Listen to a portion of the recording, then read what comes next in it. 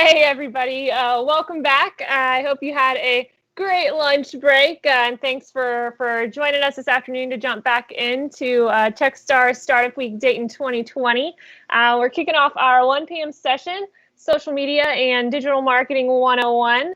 So our powerhouse panel of social media experts will talk about using social media for sales versus branding, including tips on how to keep posts interesting and engaging, how to save time on social media management, and how to understand and use analytics. Our moderator for this session is Ariel Jordan. Ariel is a freelance marketing consultant and serial entrepreneur based in Centerville. She is the founder of the digital media platform Purified and publisher of South Dayton Lifestyle magazine. Joining her are our panelists, Israel Olaure, digital marketing coordinator at LMG, and Josh Reed, founder of Inflow.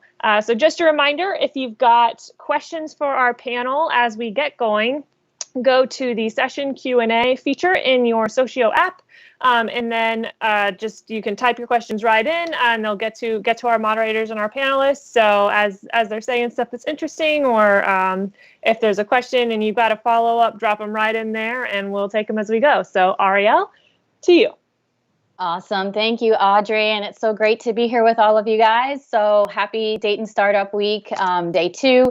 And Josh and Israel, always great to connect with you guys. So this will be really fun. Yeah, I'm excited. So of course, it's a little different this year, kind of doing it this way. But I'll be directing some questions to you guys and we'll, kind of try to guide who will answer, and we'll hopefully be able to not have all this talking over each other or whatnot.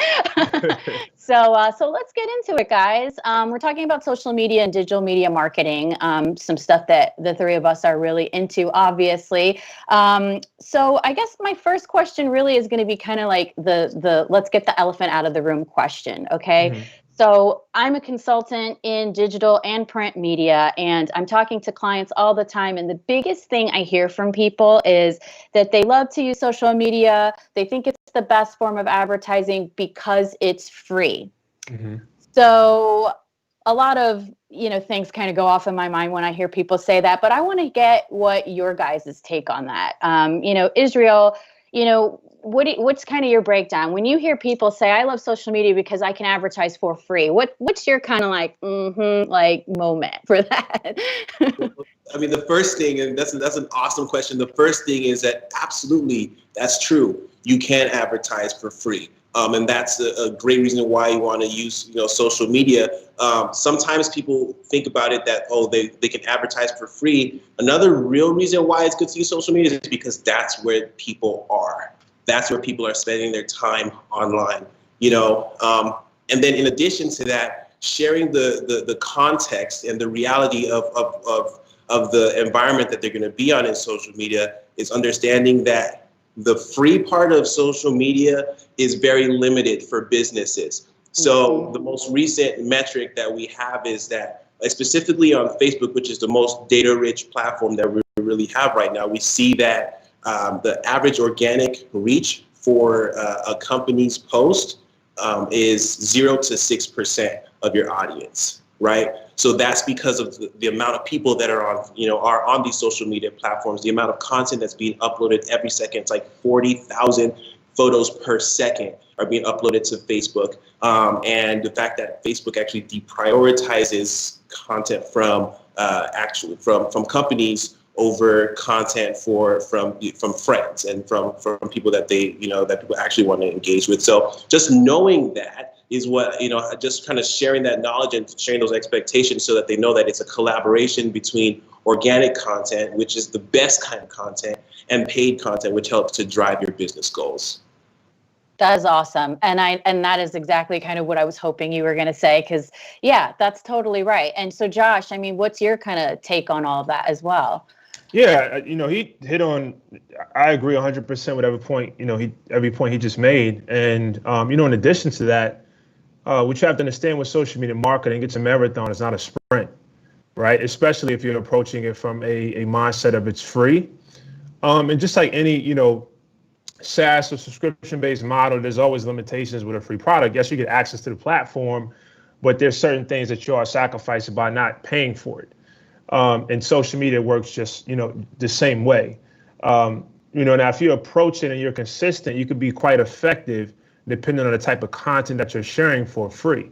There's like 3 E's of marketing, right? You can educate, or you can entertain, and then you can also provide content that's very engaging with prompts conversation. And if you do those 3 very well, you can be quite effective from a free perspective.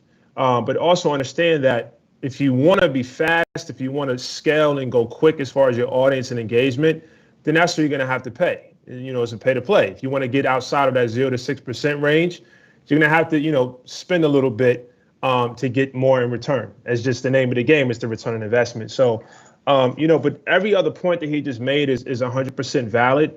But as long as you approach it with that mindset that it's a marathon, it's not a sprint. If you stay consistent, you can be quite effective. I know, personally, I was very effective without having to buy any advertising, but it took a while. It was, setting up for the knockout, not immediately going in for the sell. And then so when you do have those call to actions, people are more prompt to take action because you developed a loyal community over time, right? But if you come in the game and you don't have that loyal community and you're trying to sell immediately and you don't want to pay for anything, you're going to have some challenges. So, I always approach from that point, just be patient, stay consistent, and provide good, engaging content for peers to interact with.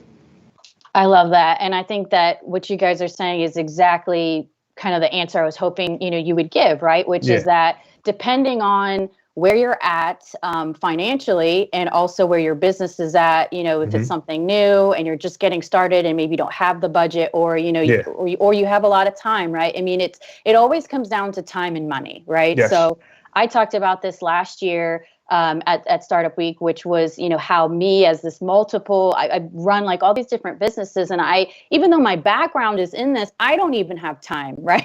To sit down and plan content for all 3 different things that I have going on. So it can become, I think, really hard, right? As a small business owner, as a single founder, somebody who's doing everything, to spend that time, right, Josh, that you're talking about, that really, if you're going to do it the free route, it's going to take a lot longer, whereas you can, kind of bypass that. So let's kind of talk about the 2 sides. If you do have the funding to kind of jump past that time constraint of doing it all yourself and building the community, where do people need to be putting their dollars, whatever dollars they have, into kind of speeding up the process a little bit? I'll let you start with that one, Josh. Yes, that's another great question. Just like, when anything, starting a company, achieving a personal goal for yourself, some people have New Year's resolutions. You first have to figure out, what are the objectives, right? You can't sometimes it's good to just jump in and figure it out along the way. But if you have a budget within social media marketing for your business, you want to first identify what your objectives are. And, it's the kind of name off the top. You got brand recognition, which obviously what we all want to do. Customer communication, search engine optimization, traffic generation, improving sales, developing a loyal community. That's big for like influencers. And then the bottom line is reducing marketing costs. Once you identify what your objectives are, based on a combination of those, you can then figure out which platform is going to allow you to accomplish that, right? Because if you're in banking or if you're, someone that wants to communicate and engage with customers, Instagram is not the place for that, right? And so if you're putting all your marketing dollars into Instagram, you're like, wait, I'm not getting much engagement with my customers because people don't go to IG for that, right? They go to Facebook to engage and ask questions and have long drawn out posts or conversations, and they may go to Twitter or they may go to LinkedIn, not even LinkedIn, I would say Twitter and Facebook, right? And so from there, once you figure out a platform, you're not looking and say, okay, well, who is your target market? And a simple way to figure out who your target market is who's paying you the money, right? And with social media marketing, they have this thing called market segmentation. You can target market, you can target those particular customers, geographically, demographically, purchasing habits, right? And where are they at in their life? Like life stages, like for us, we have it, January, we had a newborn baby. So we're probably looking for like, swaddles and Pampers and, and wipes and all of that stuff, right? So you can target parents between the age of X and Y that are looking for Z. And If you can figure that out and figure out which platform in your target market, then you can start looking at budgeting, right? Because based on those parameters, now you can figure out what type of budget do you need to have to reach that market based on the platform that you're working on. Because the smaller the subset, the more expensive it's going to be to reach it. That's why Google Ads work the way it does, right? And then if you look at the last piece of scheduling, look at platforms that's going to help you be more efficient and effective rather than trying to do everything and be everywhere at one time, because this is not the efficient way to go. It's from a time standpoint and from a budgeting standpoint. So, that list is kind of like in that order how I would approach it as a small business owner or a large company. Great. And what about you, Israel?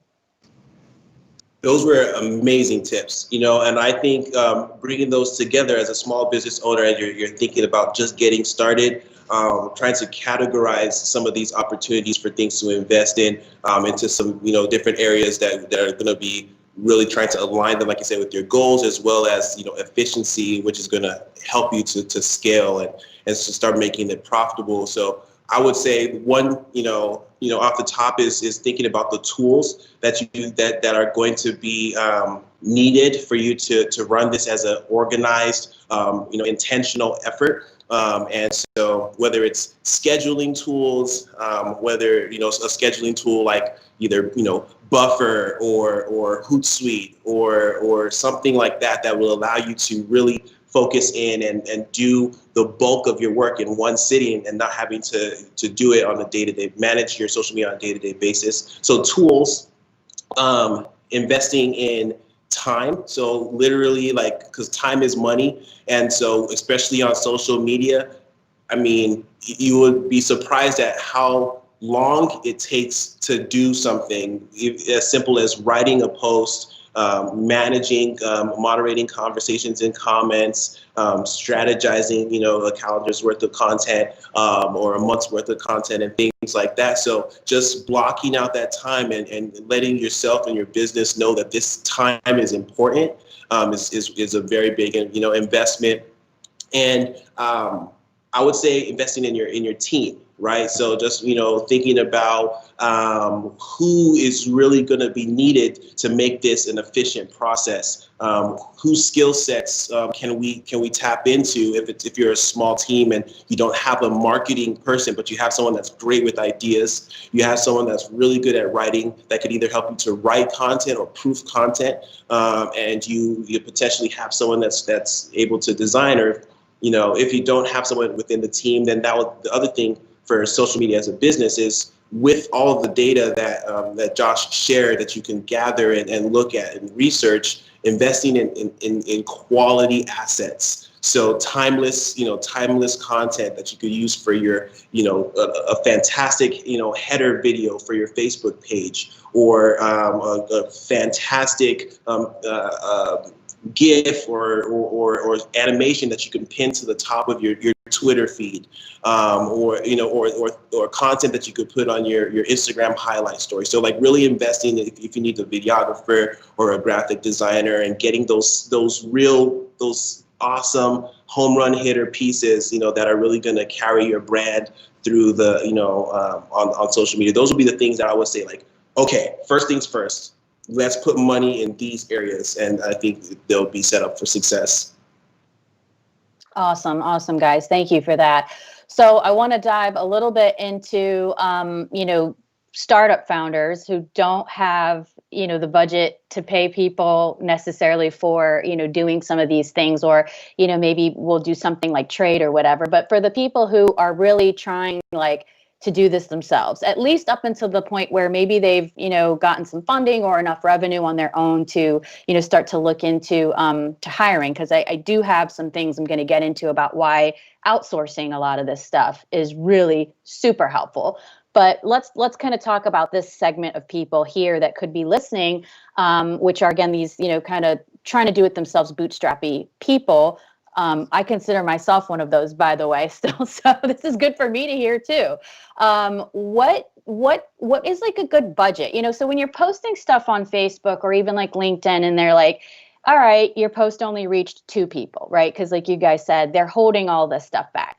do you want to boost your post for $20 or whatever? They always suggest something. I want to know what you guys think about, like, what's like the right price to pay for boosting posts, and what should people be thinking, I guess, even when they decide they're going to boost a post for like $20? I mean, that's dinner, like, am I really trying to like give Facebook $20, or, like, is it going to be seen? I mean, tell me a little bit about what you guys think as far as when these platforms do that.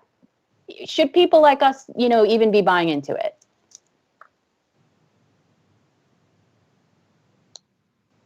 I think Josh, you're muted, I think, still. Sorry.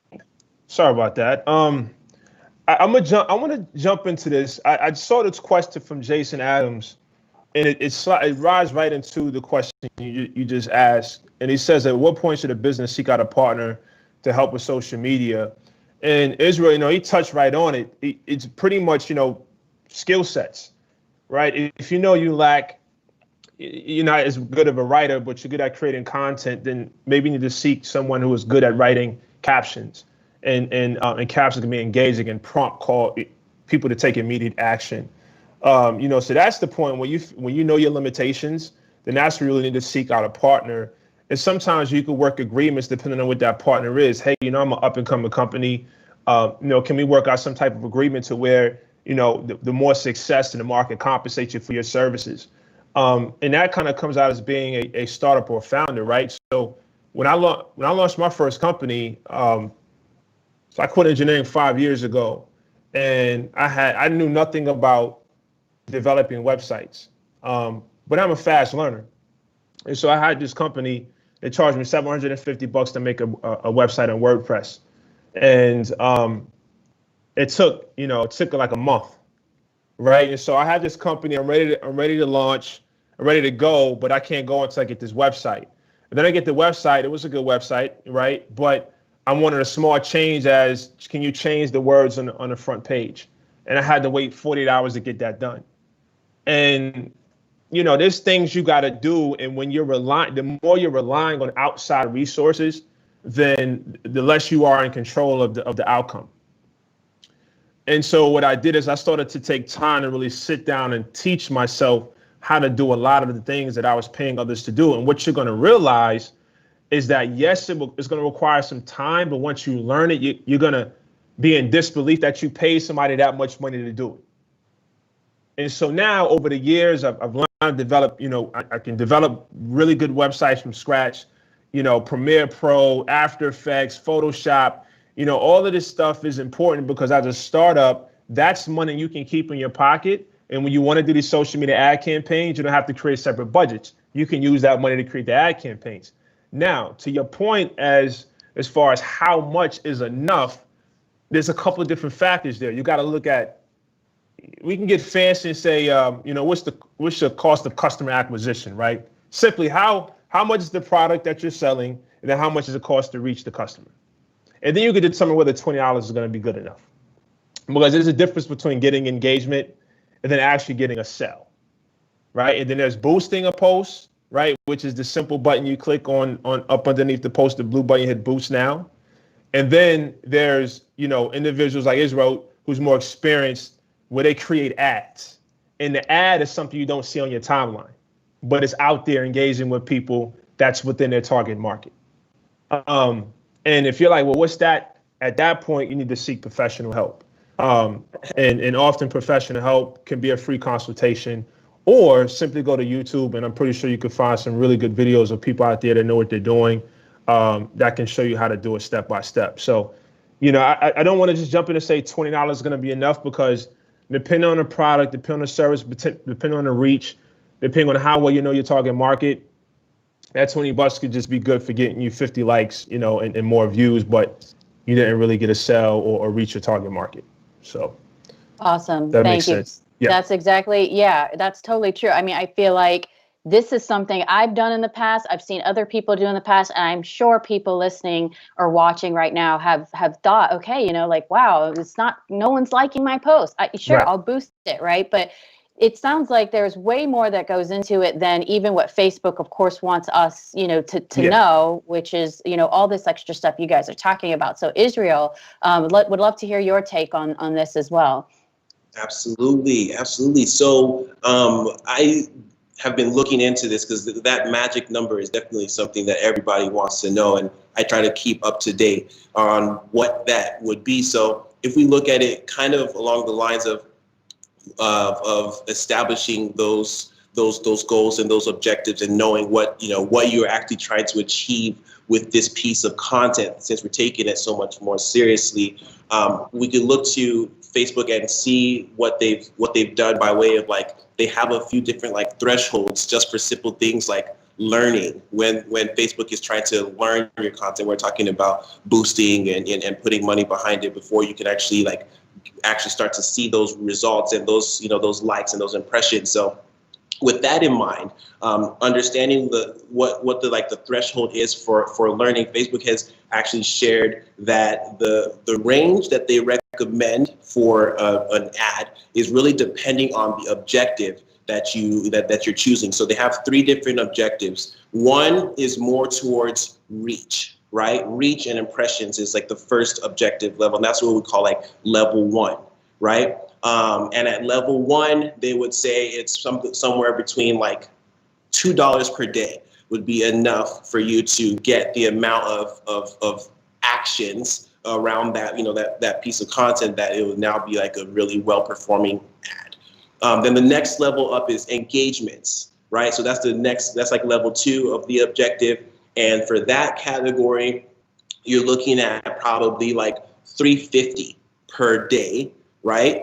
That you would invest towards engagement. And that's meaning that you're driving your ad towards people that are going to hit the comment button, and they're going to share it with somebody, or they're going to share to their story, or tag somebody, or things like that. And then in the highest level, we're talking about conversions. And that's when you're going to making actual transactions on your page. You're trying to, generate leads, getting email addresses, really that part where they're going from just liking your stuff to giving you something of value in return for the content that you have. And at that level, they say the minimum is $5 per day.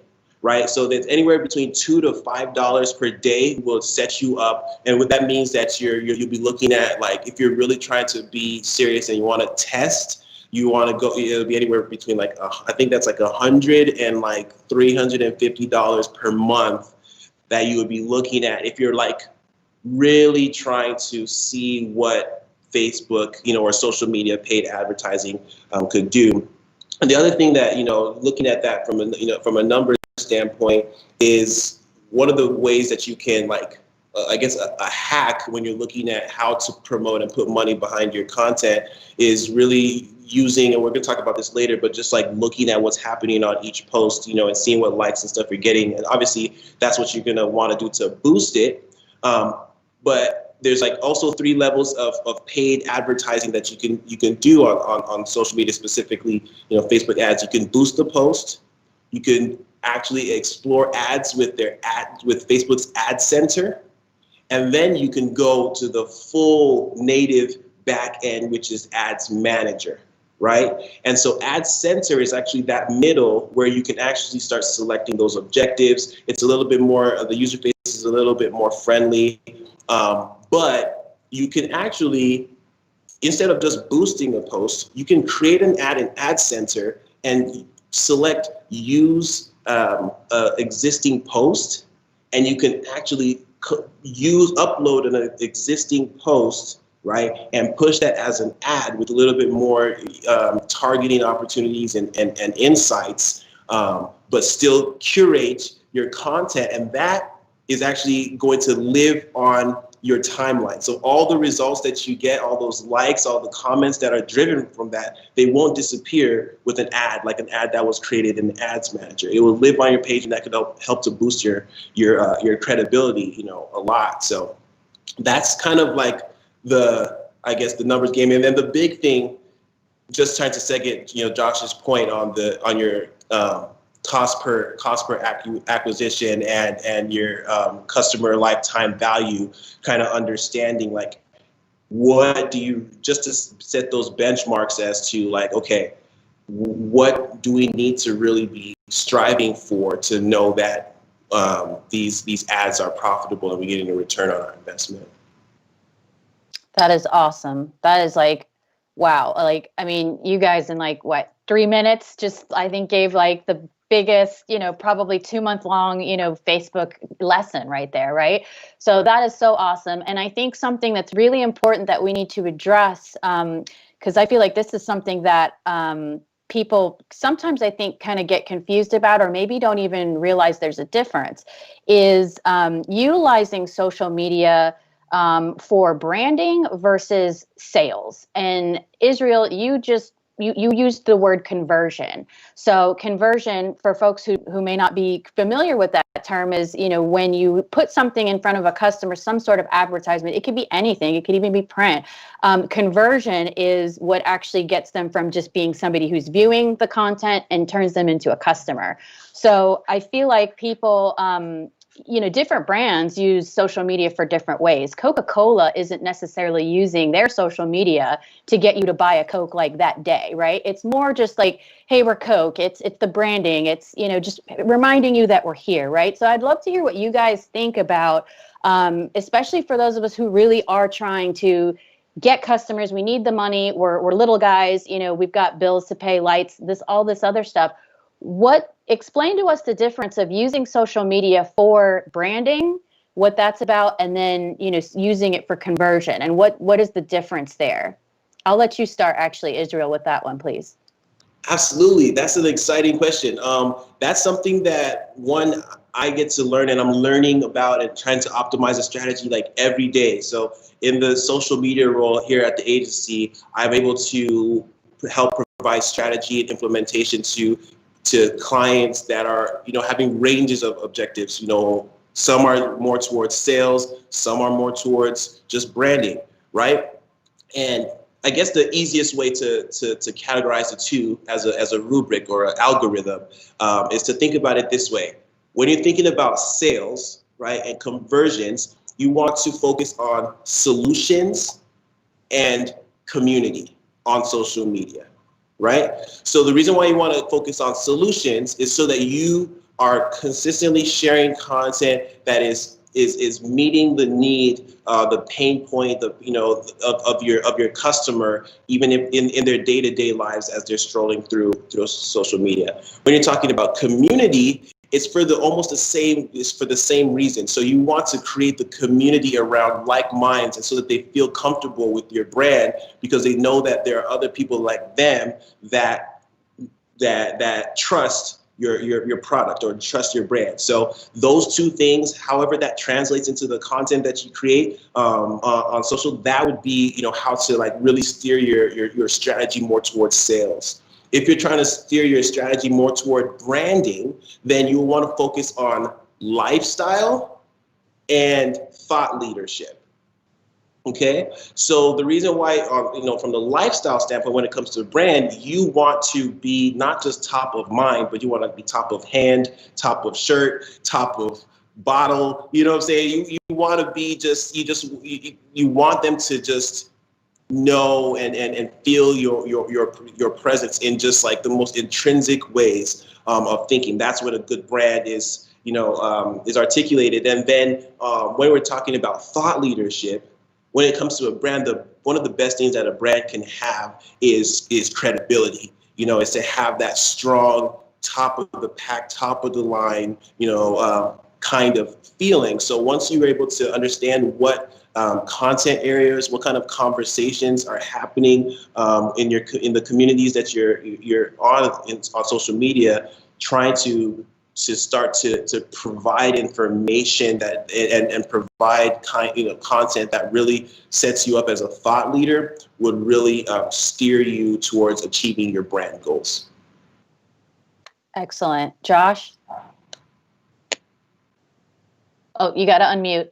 I keep muting, drinking my water. I'm sorry. I want to make some hydrated for you guys. But there's an analogy, and it's also the title of a book, between branding and then selling. and it's called Jab, Jab, Jab, Right Hook. And it's like a boxing match, right? So I think we got Roy Jones Jr., Mike Tyson coming up November 28th. Definitely watching that fight. I'm not going to put publicly who I'm going for, but I like iron.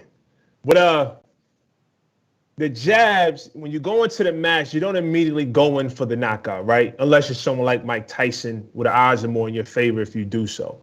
Social media works the same exact way. It's a relationship, right? It's introducing yourself, getting to know one another, then you ask for the date. So the same thing works with branding and in selling. The jabs is you as a business providing content that brings value to the consumer. And what I mean by the types of content, I say, well, what is that? It could be content like, pain points, right? So if you are a bank, the example I like to use is a bank, and, in August and September, we have students getting ready to go to college, like the freshman class getting ready to open up. And so maybe in April or May, you want to start talking about student loans, applying for your first credit card, how to avoid student loan debt. These are all the pain points that will help you develop a loyal community based on the free content that you're giving them, right? Same works for a business. If you are maybe a painting company, you don't want to always say, hey, book us to paint your room. Maybe you want to provide, how to properly prime, to repaint your nursery. This content that's going to bring value to the consumers. Then the right hook is the sell. That's the call to action that brings value to the business. So over, 6 to 12 months or over 90 days, you've been supplying your community with so much free, valuable content that the moment you have a call to action to support the business, what are they more inclined to do? They're more inclined to hit purchase. They're more inclined to hit, book now or schedule a free consultation. Because, man, every time I have an issue or a problem or a question, or sometimes they tell me about a question or problem that I have, I didn't think I had it. They're always there to help me out. So you know what? When I need to get a credit card, I'm definitely going to that bank that's been educating me over the last several months. So, as a business, that is just keep that in mind. You don't want to just immediately always sell. You want to make sure you're educating and providing content that brings value to me, which is someone you're trying to at some point convert when you do have a sell or call to action. And the same can even work personally. You don't want to always be sharing articles or sharing news articles. If that's always on my timeline from you, I'm probably going to mute you or either defriend or unfollow or block because you're spamming me with the same thing over and over and over. Mix it up a little bit. And so if you have a good balance between the two, you'll be quite successful organically. Again, this takes a little bit of time, but you will be successful. Just stay consistent and have a good balance between the two.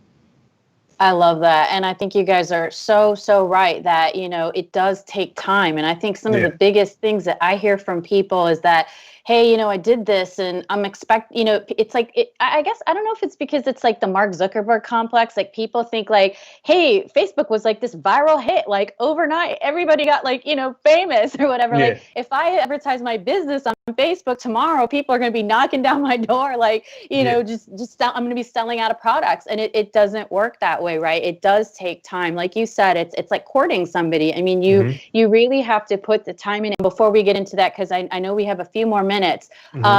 Josh, I'd love for you to talk a little bit about your platform Inflow and what it does to help people with that content piece, because that stuff takes a long time. I know Israel and his team, they're available to help with that type of stuff as well. But tell us about Inflow.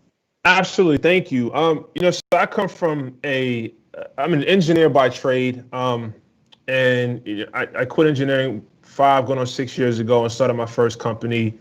And we've been sprinting ever since, just enjoying the thrill of the unknown. But with great risk comes great reward. But also with hard work and patience comes whatever you're trying to accomplish will come into fruition. And, from my page, I market, my wife and I, we do social media marketing personally as well as for the business. But, I was able to organically hit 1 million views in 24 hours from my Facebook page.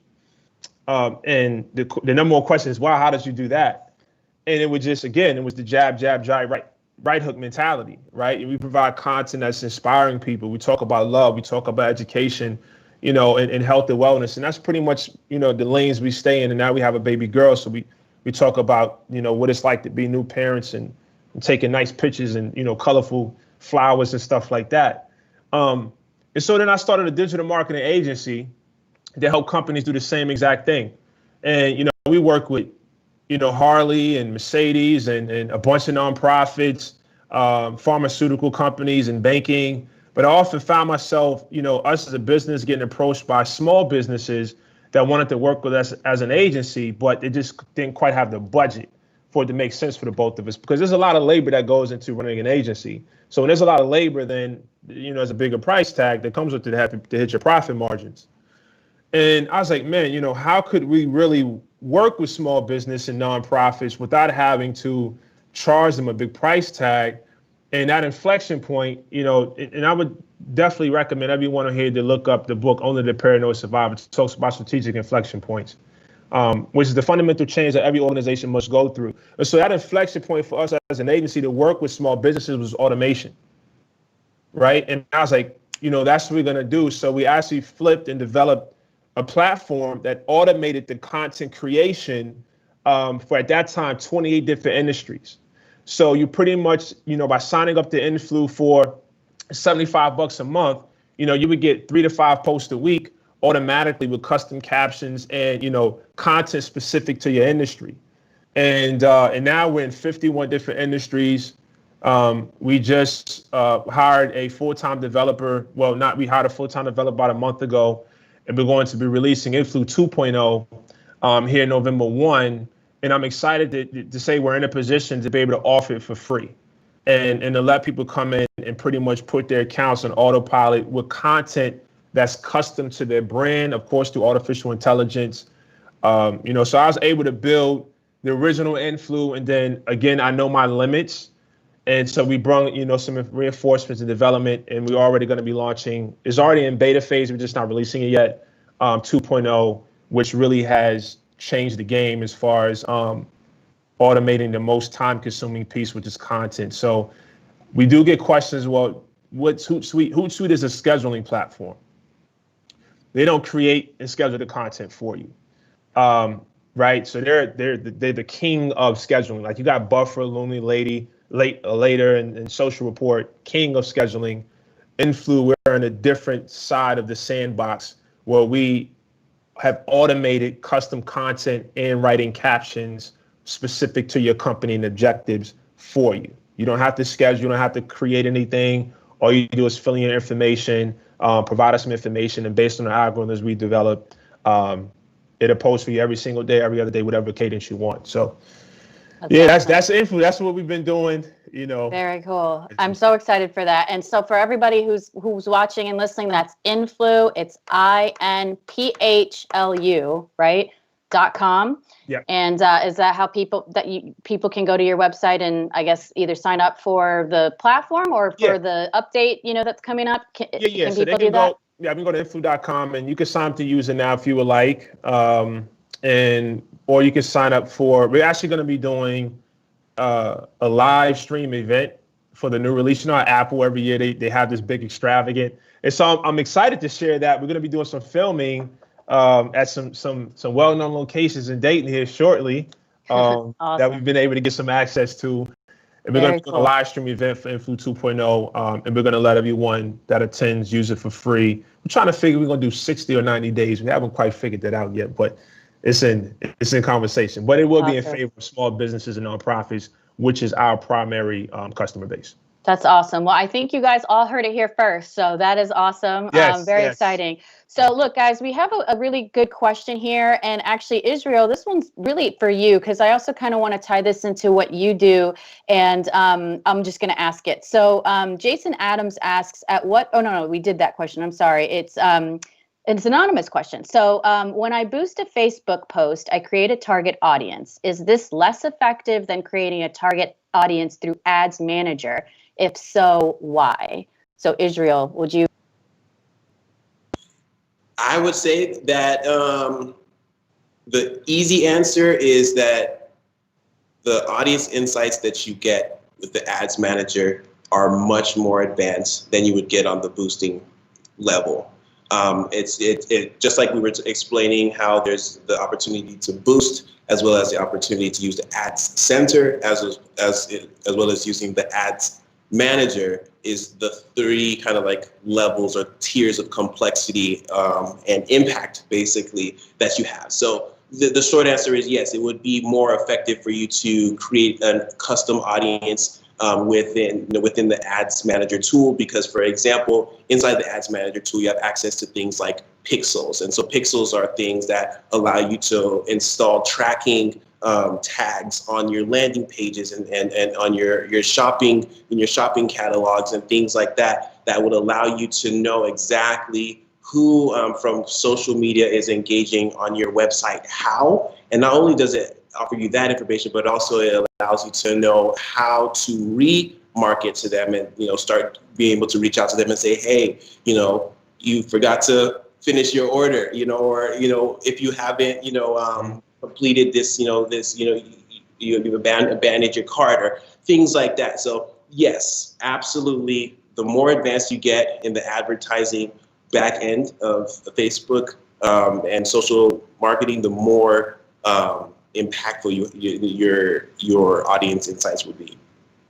That's awesome. So it sounds like really the big takeaway for folks is there's a lot of stuff, a lot of knowledge that goes into understanding how Facebook works as far as the different products that Facebook offers for people to, be able to boost the content that they've created or that Inflow has helped create. So I love that you guys are both here because Israel, obviously, you are extremely knowledgeable about the actual kind of ins and outs of Facebook and the tools that it has, for business owners to be able to push their ads in front of people. And then obviously, Josh, your product is helpful in, cutting down a lot of the time that it takes to actually create content to even put in front of people to have to figure out all those little weird Facebook behind the scenes things to get it in front of people, right? So this is really awesome. I think that that you guys have, hopefully, I mean, I've been really enlightened with all of this. I will just say that I work on print media, which is a really great way to also get people to see your websites and go to your Facebook pages and things like that too, because at the end of the day,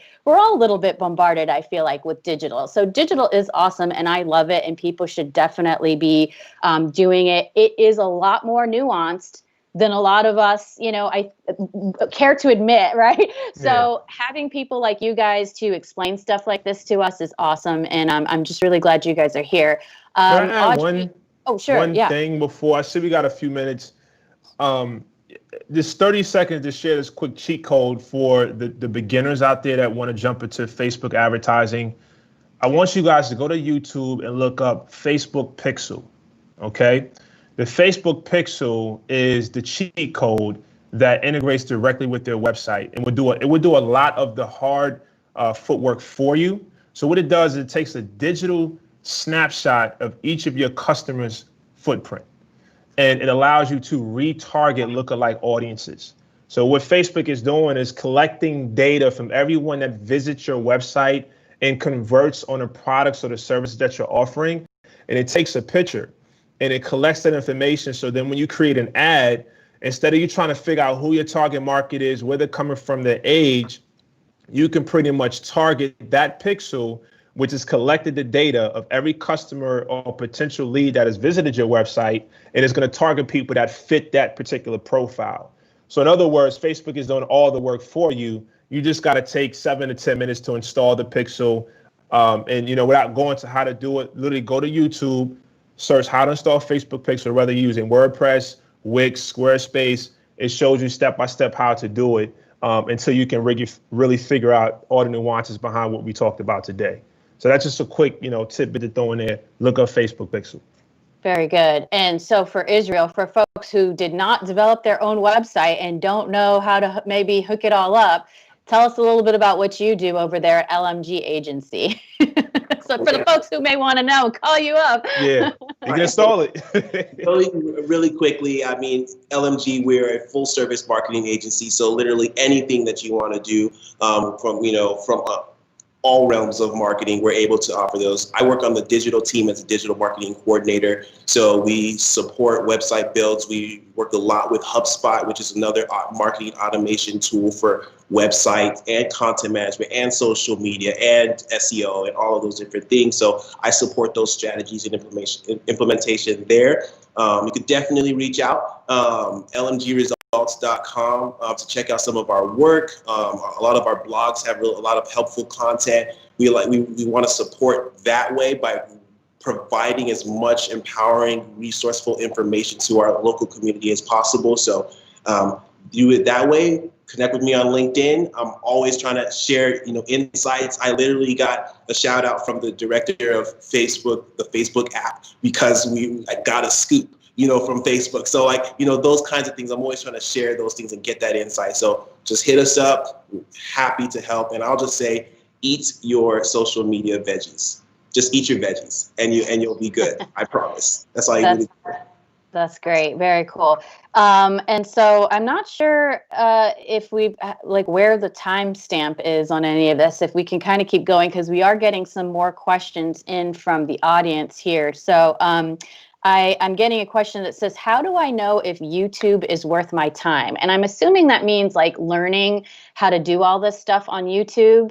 And that's actually something I might even spark the answer to, because this is a quandary I find myself in a lot of the time too, is, there's only a certain amount of hours in the day, right? And as the business owner, I'm trying to innovate. I'm trying to, meet with my clients. I'm trying to, produce a product that is valuable to them. And so all this social media stuff for me also kind of, it tends to fall on the back burner, and there's so many new things happening all the time. And so learning stuff on YouTube and taking time out of my day to do that, versus calling up one of you guys and being like, hey, how much till I just, do this, it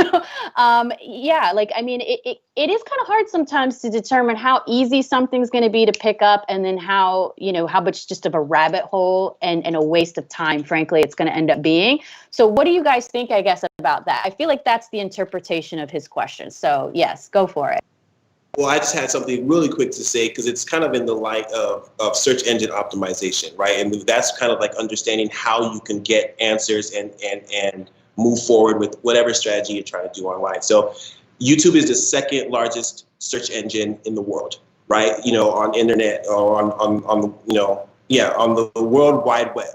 And so utilizing it in that way will say that it is very useful, for you to find answers. And also, if you're someone trying to, if the question was geared towards how useful is it for your brand, the same way, if you're providing helpful content to people on YouTube and answering those questions, people are looking to YouTube for those answers. So either, in either of those ways, it will all, result in how well you're searching on it and how well you're utilizing that platform, to get those answers you're looking for.